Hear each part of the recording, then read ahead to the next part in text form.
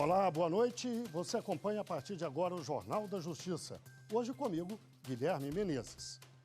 O Supremo Tribunal Federal retomou o julgamento de ações sobre a prisão após condenação em segunda instância. Até agora, 7 ministros votaram. E você vai ver também. Nova lei acaba com exceções e proíbe casamento de pessoas menores de 16 anos de idade. Justiça Federal decide que município de Minas não é obrigado a manter farmacêutico em posto de saúde. A presença do profissional se limita apenas a farmácias e drogarias com livre aquisição de produtos por parte do público. Superior Tribunal de Justiça discute questões sobre o esporte. Entre os assuntos debatidos estão os contratos entre clubes e atletas. E ainda, Supremo Tribunal Federal promove seminário das altas cortes dos países dos BRICS.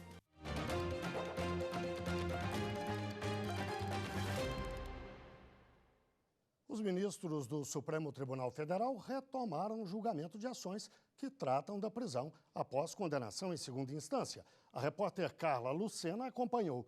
Boa noite, Carla. Como está a votação? Bom, Guilherme, olha só, a votação está em 4-3 até o momento. Muito boa noite para você, boa noite a todos que acompanham aqui o Jornal da Justiça. Bom, hoje então foi finalizado o terceiro dia de julgamento e a quarta sessão do plenário do Supremo Tribunal Federal discutindo aí esse tema, a partir de quando uma pessoa ela pode ir presa, se após confirmada a condenação em segunda instância ou se é necessário aguardar aí o esgotamento de todos os recursos em todas as instâncias. Bom, esse placar de 4-3 é assim, 4 ministros votam para que essas pessoas já possam ir presas imediatamente após confirmada a condenação em segunda instância. E 3 ministros consideram que é importante aguardar o julgamento de todos os recursos cabíveis na Justiça. Bom, o que está em discussão no plenário do Supremo é um artigo do Código de Processo Penal e também o que diz a Constituição de que nenhuma pessoa pode ir presa antes do transitado em julgado, ou seja, antes de finalizar todos os recursos. Hoje o julgamento foi retomado com o voto da ministra Rosa Weber. Vamos ver na reportagem. A ministra Rosa Weber, logo no início do voto, disse que a Constituição de 1988 trouxe a presunção de inocência como uma garantia e colocou como prazo o trânsito em julgado, ou seja, o esgotamento dos recursos. Ressaltou que esse direito não pode ser lido pela metade. Por mais louváveis que sejam as crenças políticas, éticas ou ideológicas a animarem esse desejo, por melhores que sejam as intenções, e por mais que eu com elas comungue, não há como leitor evitar o significado dos símbolos gráficos marcados com tinta sobre o papel ou dos padrões desenhados com pontos de luz na tela. Se a garantia é assegurada, não há como interpretá-la como se não existisse.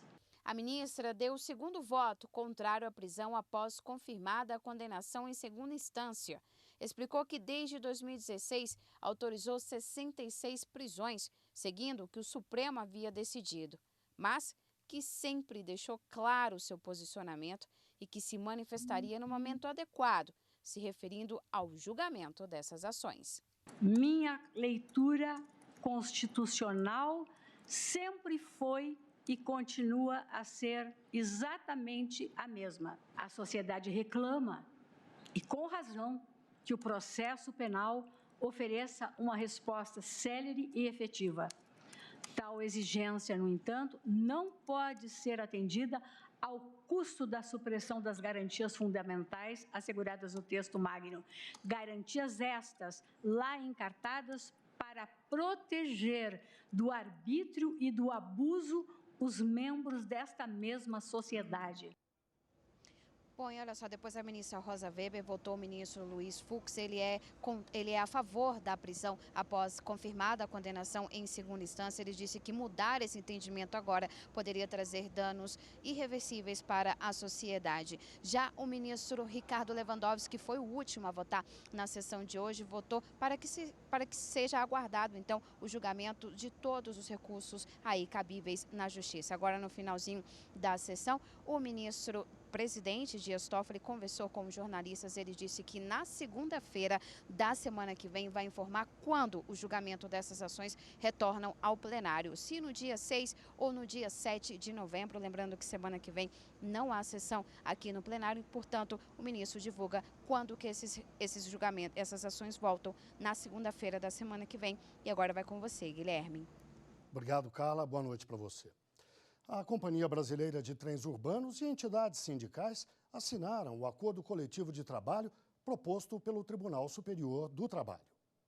As duas entidades sindicais que assinaram o acordo coletivo de trabalho com a Companhia Brasileira de Trens Urbanos eram as únicas que ainda não haviam assinado o ACT vigente até abril de 2020. A Federação Interestadual de Sindicatos de Engenheiros e o Sindicato dos Empregados em Sociedades de Economia Mista, empresas públicas, privadas e terceirizadas de transportes de passageiros sobre trilho. A convenção já era estendida a todos os demais unidades da federação, exceto para a BH. O acordo foi proposto pelo vice-presidente do TST, ministro Renato de Lacerda Paiva, e foi aceito depois de várias negociações entre as partes. Com o novo ACT, a CBTU vai pagar, a partir do dia 1º de dezembro deste ano, para todos os níveis das tabelas salariais vigentes, reajuste linear de 3,042%, referente ao período de 1º de maio de 2019 a 30 de abril de 2020.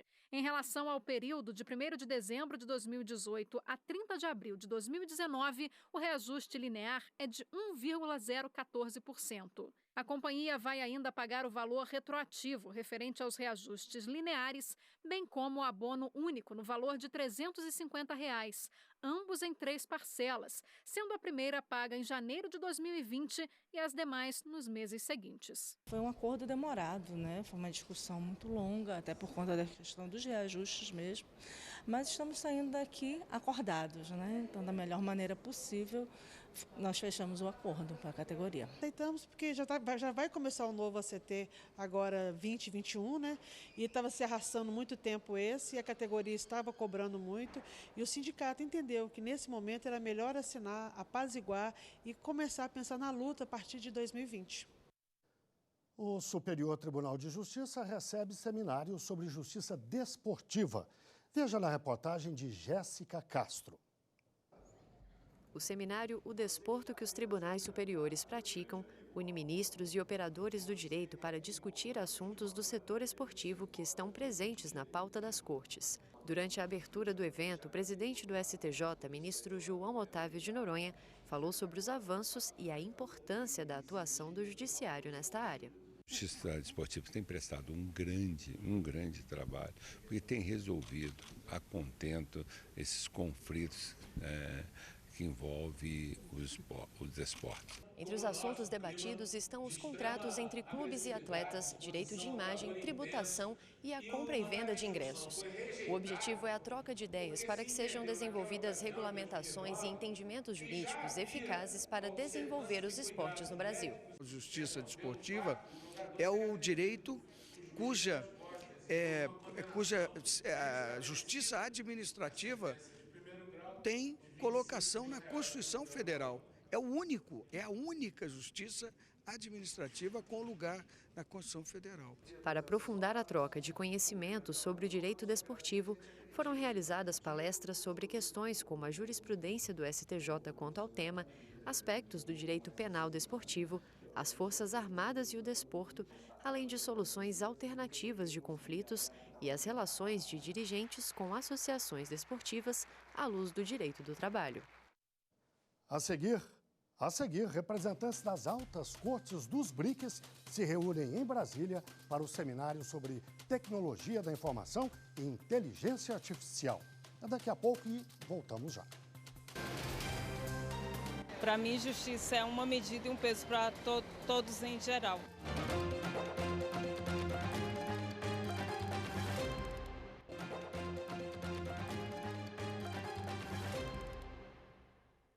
O Supremo Tribunal Federal promove o seminário das altas cortes dos BRICS, o bloco formado pelo Brasil, Rússia, Índia, China e África do Sul.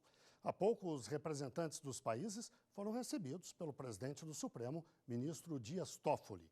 A repórter Fernanda Porto acompanha e tem outros detalhes. Fernanda. Oi, Guilherme, boa noite para você, boa noite a todos que nos acompanham. A abertura do evento ocorreu agora há pouco aqui na sede do Supremo Tribunal Federal. Como você disse, é um seminário sobre as altas cortes do BRICS. A sigla remete aos países emergentes. O presidente do STF, ministro Dias Toffoli, recepcionou os magistrados da África do Sul, da China e também da Rússia. Vamos ver agora trechos do discurso do presidente do STF, ministro Dias Toffoli. O Supremo Tribunal Federal incentiva e promove o diálogo e cooperação entre cortes supremas, como mecanismos de aprimoramento dos sistemas de justiça e das práticas judiciais. É com esse ideal e espírito que o Supremo Tribunal Federal recebe, com muita alegria e com muita honra,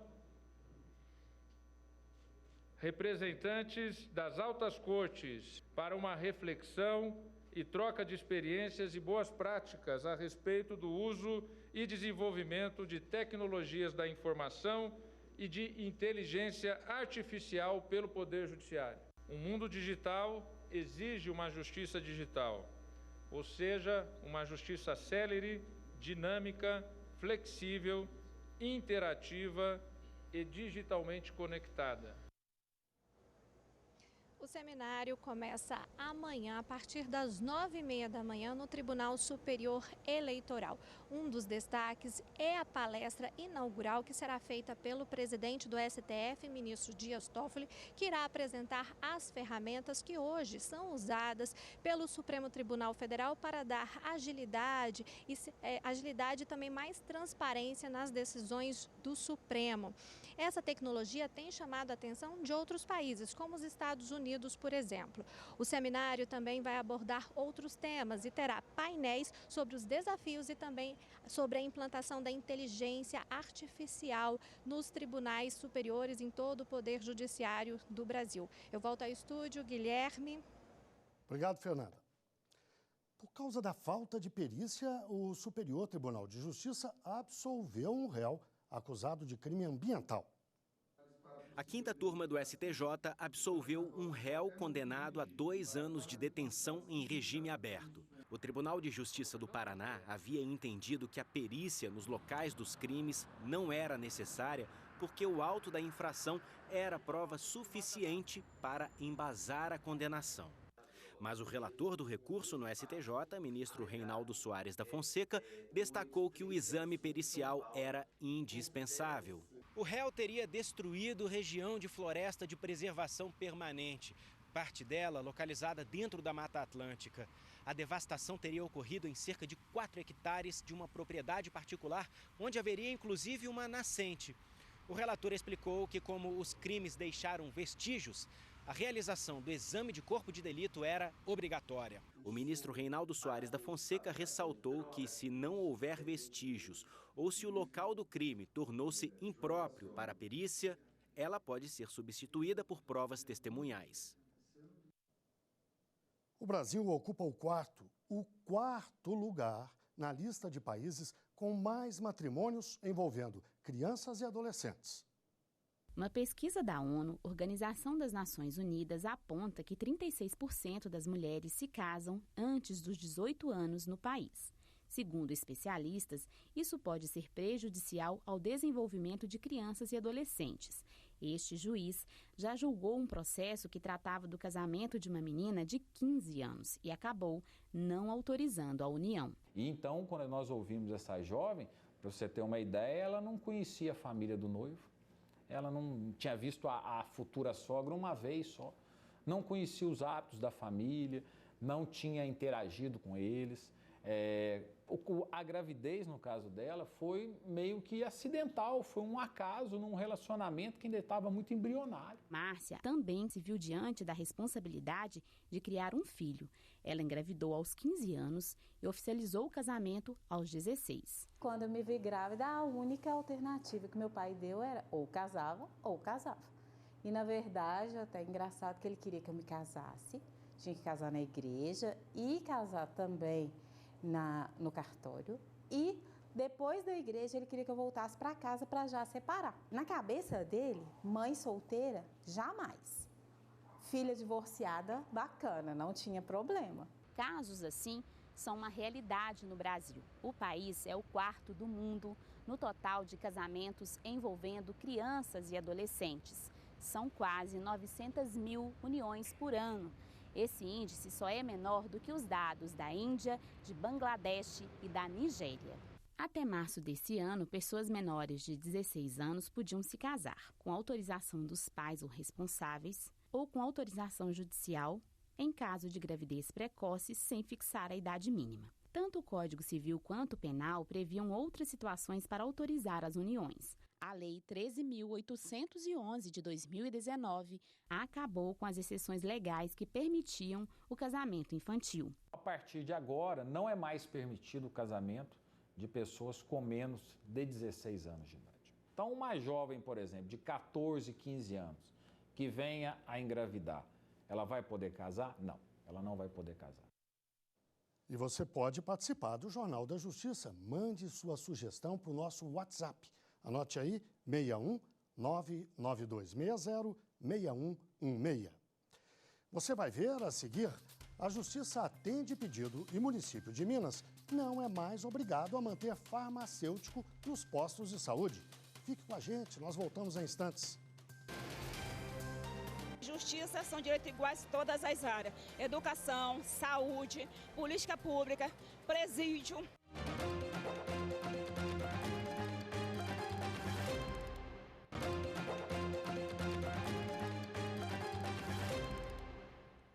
O Superior Tribunal de Justiça revogou a prisão de acusado de integrar um grupo que conseguia tirar o passaporte com documentos falsos.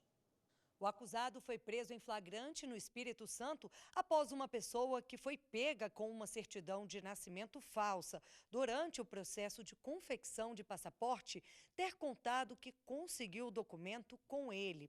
Ao decretar a prisão preventiva, o juiz também considerou que o investigado já teria sido preso em situação parecida em Belo Horizonte, o que indicaria atividade criminosa regular. A prisão foi mantida em segundo grau pelo Tribunal Regional Federal da 2ª Região. Ao analisar o recurso, o ministro relator Reinaldo Soares da Fonseca entendeu que as circunstâncias descritas na ação não evidenciam qualquer excepcionalidade ou situação de perigo concreto que possam justificar a aplicação da medida extrema. Por isso, a prisão do acusado é ilegal. O Tribunal Regional Federal da 1ª Região entendeu que um município de Minas Gerais não é obrigado a manter farmacêutico na área responsável por distribuir medicamentos nos postos de saúde. Para a 8ª turma do Tribunal Regional Federal da 1ª Região, não é obrigatória a presença de farmacêutico no setor de dispensa de medicamentos dos postos de saúde do município de Coronel Fabriciano, porque não se trata de exploração de atividade eminentemente farmacêutica. O que acontece é apenas a distribuição de remédios já industrializados. O relator desembargador federal Marcos Augusto de Souza destacou que o projeto de lei número 41 de 93, que tratava deste assunto, foi vetado justamente porque não era possível aplicar aos postos de saúde o mesmo tratamento dado às farmácias tradicionais devido às suas peculiaridades. Ressaltou que a obrigatoriedade da presença do profissional se limita apenas a farmácias e drogarias com livre aquisição de produtos por parte do público. Diante disso, o colegiado anulou todas as multas aplicadas pelo Conselho Regional de Farmácia de Minas Gerais ao ente público pela falta do farmacêutico, que já totalizavam mais de R$190 mil. E em Goiás, uma farmácia foi condenada a pagar mais de R$4 mil por danos morais e materiais, depois de vender um remédio fora do prazo de validade. 6 comprimidos vencidos foram a causa para uma mulher ser internada com intoxicação. Esse caso ocorreu em Goiás, na cidade de Cromínia. O laudo médico comprovou que a mulher passou mal depois de tomar um remédio para reposição hormonal que estava vencido há 1 mês. A nota fiscal e o laudo médico foram anexados no pedido de indenização que foi julgado pelo Tribunal de Justiça de Goiás. A farmácia que vendeu o medicamento fora do prazo de validade foi condenada a devolver o valor pago pelo remédio, R$ 14,00, e ainda pagar indenização no valor de R$ 4.000 por danos morais à mulher que ingeriu os comprimidos. Nesse caso, há a questão direta da venda do produto, né? O mesmo produto ou a disposição do serviço prestado. Então, versa sim o Código de Defesa do Consumidor para amparar a pessoa que foi e fez a aquisição desse medicamento. O prazo de validade de um medicamento é estipulado pela indústria depois de cálculos e estudos sobre a eficácia e possíveis efeitos adversos. A lei brasileira obriga que todos os fabricantes devem deixar claro essas informações no rótulo e na bula. Além disso, para evitar a venda fora do prazo de validade e possíveis problemas de saúde para pacientes, a Agência Nacional de Vigilância Sanitária tem uma resolução que determina como deve ser a conduta de drogarias. Toda a prescrição médica que chega deve ser vista pelo profissional farmacêutico, né? A própria resolução fala disso, que ele que é o profissional habilitado para poder analisar, tanto farmacologicamente e legalmente, a prescrição. E a partir disso, ele pode fazer o cálculo, né, de saber quanto tempo o paciente vai usar esse medicamento e ver se está de acordo com o prazo de validade. Vamos dar uma voltinha? Chegou a hora de dar um giro na rede para saber as últimas notícias.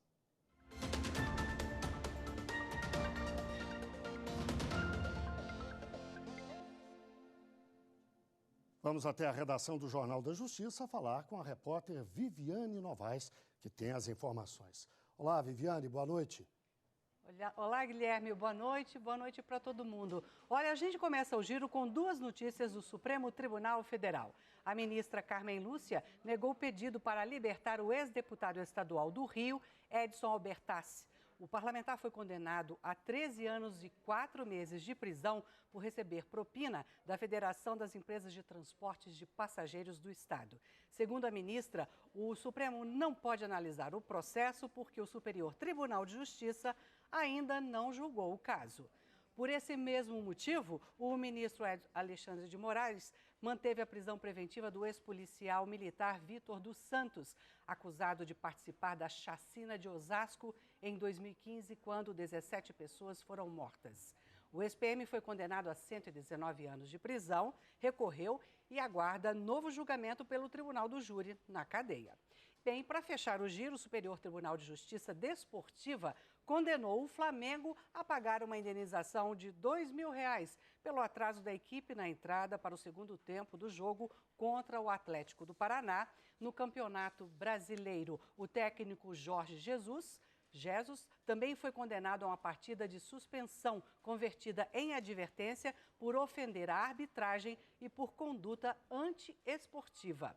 Bem, o giro fica por aqui.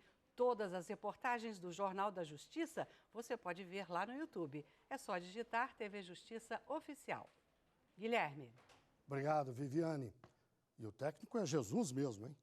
Está fazendo milagres, inclusive. O Jornal da Justiça termina aqui. Obrigado pela companhia. E a gente reforça aquele convite que eu fiz há pouco. Mande mensagem ou sugestão de reportagem para o nosso WhatsApp. O número é 61 992606116. Uma ótima noite para você. Obrigado.